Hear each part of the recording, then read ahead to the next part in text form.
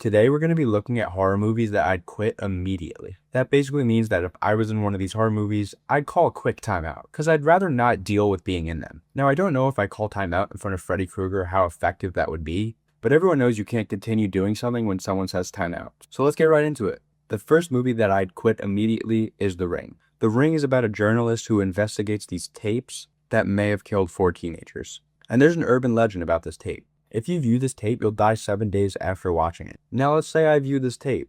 Now normally I wouldn't mind if a girl was coming over in 7 days.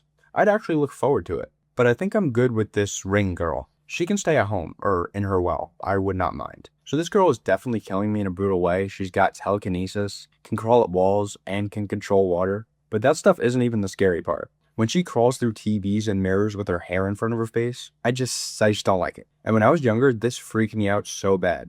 Like, if I had to make a list of horror movie people that used to scare me when I was younger, it'd probably be like long-armed Freddy Krueger, because I was always scared he was going to be behind me. Chucky, because my dad had a doll of him in my shed. Me and my siblings used to lock each other in the shed with Chucky alone. That was a little traumatizing. And then it would be the Ring girl with the hair in front of her face. I didn't watch the tape that supposedly curses you until I was in high school, because I was too scared to get cursed by this. I wanted no part. I knew it was obviously a movie, but I still wanted no part of it. What would make me quit this movie, though, is that it takes 7 days for her to kill you. So the anticipation of just waiting, knowing you're going to die on the 7th day, that would mess me up. I'd be so... I think that would literally be the only thing I'm thinking about. I will not enjoy any of those 7 days leading up to it, for obvious reason. And yeah, so if I viewed that tape, I'd call it timeout. Like the Chargers in that one regular season finale. Now let's go to another movie that I would quit so fast, and that's the new movie Obsession. Now if you don't know Obsession, it just came out and it's like massive, so I'm assuming you know it, but I'm still going to go over it anyway. Also, just want to add that I was lucky enough to see this movie on the first day it came out, so I saw this in empty theaters because it wasn't as big yet on like social media, so I got to enjoy this movie alone with my friends, and the experience of being alone watching this was sick. I think it made it 10 times scarier. But anyway, it's about this hopeless romantic that has this one-wish willow thing, and he breaks it in half and wishes for this girl to love him more than anyone in the world, and that wish ends up coming true in like an evil way, where she does all these weird, creepy, evil things just because she loves this guy so much now. So if I was ever like Bear and was such a wuss at like the grown age of 25 to ask a girl out, and it was so bad that I had to break a one-wish willow to get any girl in my life, I'm not gonna lie, at first I'd be pretty hyped. This super pretty girl likes me now. Like, come on. Does it get better than that? No, it doesn't. But then, like, the rest of the movie happens, and I'm like, no, I'm good. I've quit this. Time out. I'm gonna go over a few scary scenes that really stuck with me, and I think it'll explain why I would quit this movie pretty fast. So if I'm in this movie, I'm waking up at night, and I look in the corner of my room, and I see Nikki standing there watching me sleep. Looking all freaky too, mind you. And then she has like a mental breakdown where she's like, I don't think you love me as much as I do. And starts crying and then runs out the room.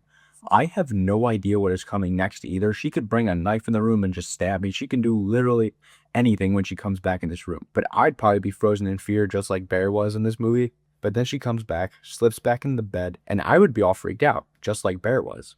So I try to get out. And then she does that little scream where she's like, stay. God damn, how do you even go to sleep after that? Genuinely, I would not sleep after that for so long. And then he goes to confront her in the morning about what just happened, and she doesn't even like try to explain it. She just like is like, oh, is this better?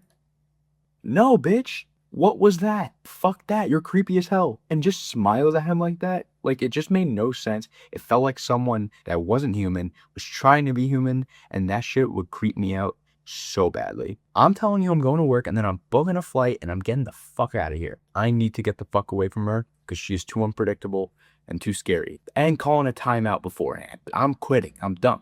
And so in the movie, the only way that this girl would get released from this wish that he made is that he has to kill himself. So if I'm him, I'm probably going to end up having to kill myself because I'm not letting this girl deal with my actions. Like, I caused this. I kind of have to kill myself.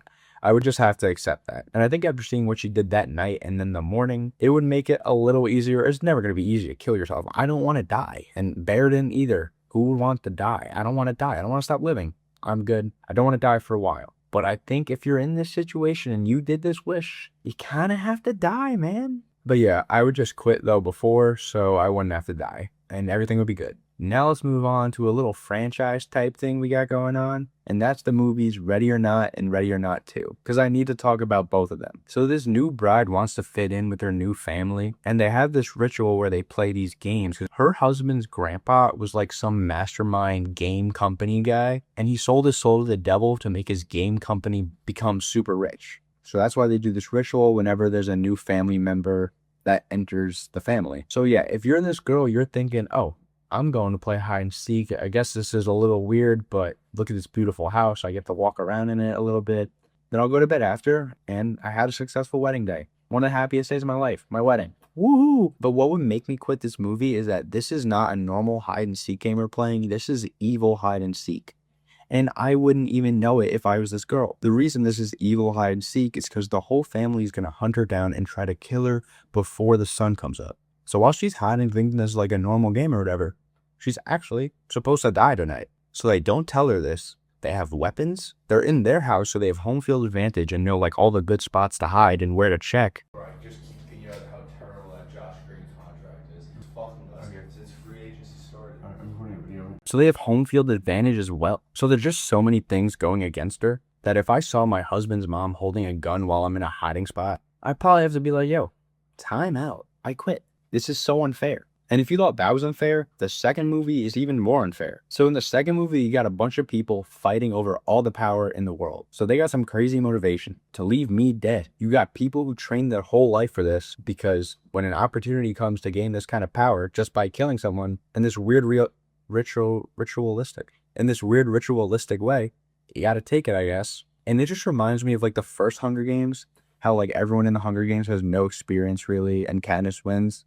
But then she goes to the second one as a bunch of winners of the Hunger Games fighting off. That's what this second movie felt like. She should have been cooked. Now, luckily, Grace is like a mega badass and an awesome character, so she was able to fight it. But if that was little old me, time out. I don't want to do this anymore. And then hopefully they just let me go. Now let's move on to the next movie I'd quit, and that's It Follows. This movie is about a seemingly innocent encounter going wrong, and this girl gets infected with the STD of doom and despair. She now has this curse where she sees something following her all the time, and it's an entity. It can look like anything, and it's just always following her until it kills her or she passes it on. Now why I'd quit this is because I think it's pretty similar to The Ring, where the anxiety of something is going to happen to you and you know it would just absolutely kill me. But what I think that makes this worse is that there's some actual hope here. You have the ability to pass it on by having another encounter, and hopefully they just keep passing it until it just gets far away from you. But if it kills the person you pass it on to, it's just going to come back to you.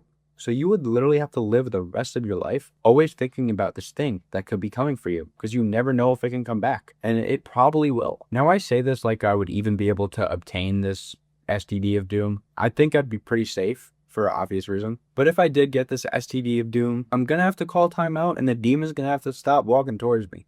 Now maybe if like a baddie entity is walking towards me, I could live with it. But if it's like some fat naked dude or that scary tall guy in that one scene, I don't need all those dudes coming at me for the rest of my life. I just don't. Like Fat Uncle Rick, you can stay at home. You don't have to come follow me all the time. And what's crazy to me about this movie is that there's a dude in this movie who's like so down bad that he's willing to take on this curse. If anybody told me anything like this, I don't think anyone would touch this. Who would even want the possibility of something following you like this all the time? Clearly, some other people are more down bad than me, but I'm good. Now let's get on to the final movie.